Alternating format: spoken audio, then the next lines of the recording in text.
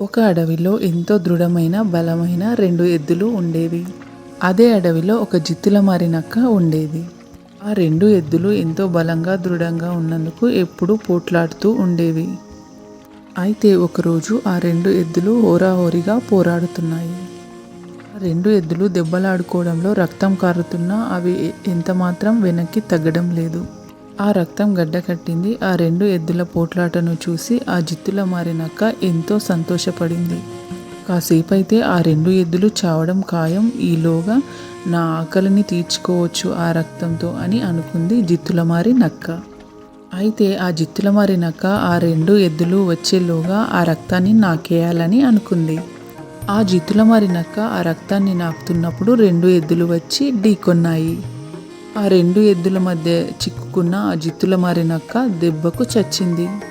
ఈ కథలోని మనం తెలుసుకోవాల్సిన నీతి ఏమిటంటే, ఒక్కోసారి దురాశ ప్రాణానికే ముప్పు. సర్వే జన సుఖినో భవంతు.